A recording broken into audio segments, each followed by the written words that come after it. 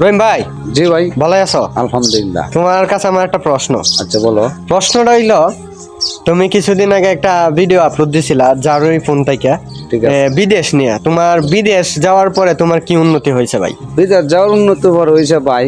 এক নম্বরে দেখছি মক্কা মদিনা দেখে আইছি, আল্লাহ দেখাইছে। শুকরিয়া, আলহামদুলিল্লাহ। আর দ্বিতীয়তে মনে করো যে দাঁড়িয়ে রেখে আলছি। ও আচ্ছা পাঁচ আচ্ছা। ওয়াক্ত নামাজ আদায় করি, আল্লাহ করা। হ্যাঁ। আর তৃতীয়তে ওই লোক মনে হলো বিদেশ গিয়ে মনে হলো এরকম একটা সুখ সুবিধা হয়েছে। 7 মাস বই আসলাম রুমও, হ্যাঁ। বইয়ে থেকে পরে ভাই মারা গেল। এরপরে মনে হলো মন কাইদে, মন মানে প্রেশার পড়ছে, দুঃখজনক ব্যাপার লিয়ে পরে থাকতেছ না, নারী টানে আবার দেশে ফিরে আইছো। যাই হোক, আমার কথা হলো এটা না ভাই, তুমি যে বিদেশ করে কোনো লাভ পাইছো না। 4-5 লক্ষ টাকা খরচ করে বিদেশ গেছো, আবার রুমে 7 বছর রইছো, 7 মাস রইছো। তাইলে এ থেকে মানে আমরা কি শিক্ষা পাই? এর থেকে শিক্ষা পাই মানে বিদেশ মানে নিজের লোক ধরে যাওয়াটা ঠিক না। ও আচ্ছা আচ্ছা, মানে ধরে গেলে এই টাকাটা মনে করো আদায় করা যায়। ও আচ্ছা, তাইলে এটা বোঝাইতেছ মানে দালাল নিজের কাছাকাছি না, না দূরের দালাল হইলে আর একটু ভালো হয়। যাই হোক, আমার মানে বিষয় এটা না। তাইলে বুঝলাম দালাল দলে দূরাহি ধরন নাকি? দালাল দলে দূরাহি, তাইলে দূরাহি দলে কিছু টাকা পাওয়া যায়। দেখছো না, দেশ দরবার হইতেছে, অনেক কিছু হইতেছে, মানে বিদেশে ফাংশন নিয়া। তাহলে এটা তো মনে করো টাকা ঘুরাই দিতে আছে। মানে আমি তো এরকম জায়গায় মনে করো যে বিদেশ গেছি, মনে কার গেছে কিতা কই আমি বুঝছো না। আচ্ছা, মানে সইতে পারো না আর কইতে পারতাছো না।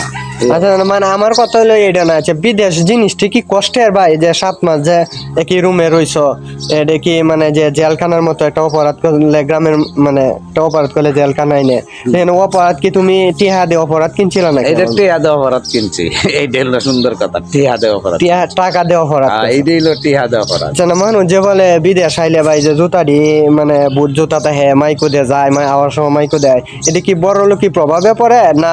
এটা আইতাছে, এটা মানে দেখাইতাছে আর কি। রহিম ভাই, ভাই আমি বুঝলাম বিদেশটা কষ্টের, ঠিক আছে। দেশ আয়া মানে ফুডাঙ্গি দেখায়, আসলে কি হেনগে বিদেশ গিয়ে ফুডাঙ্গির মতো কোনো কিছু না? এই যে গুয়ত কামুদে টিহা তুলে, এরকম গুয়ত কামুদে টিহাটা তুলে। আচ্ছা, যাই হোক, কষ্ট করে কামাইতে।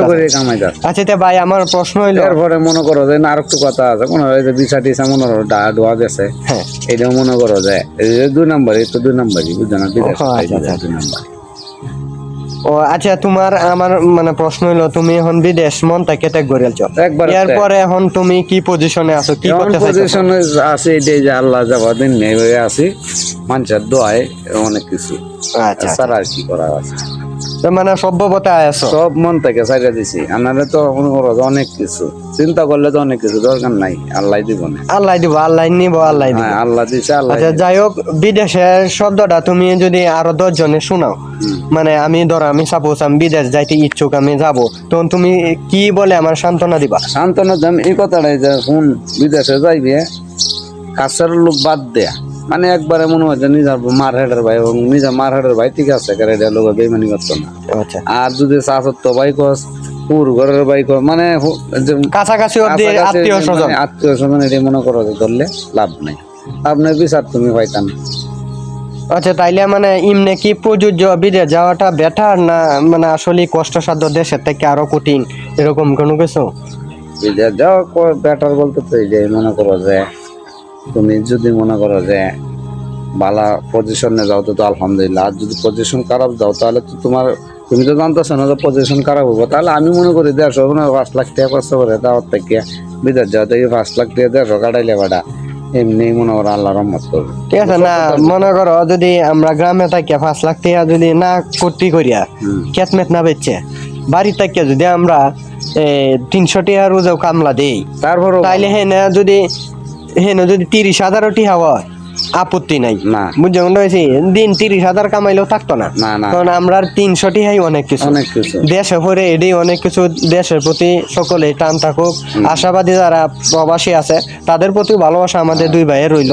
কষ্ট করতেছেন, কষ্ট করুন, আপনাদের দ্বারাই আমাদের দেশ উন্নত করেন। কিন্তু সবার ভাগ্যে মানে বিদেশ না। আমরা চাই যারা যাবেন একটু দেখে শুনে যাবেন, এটাই আমার রহিম ভাই এবং আমার পক্ষ থেকে এই কথাটাই আমি ধার্য করতেছি। তো আসসালামু আলাইকুম ওয়া রাহমাতুল্লাহি ওয়া বারাকাতুহু।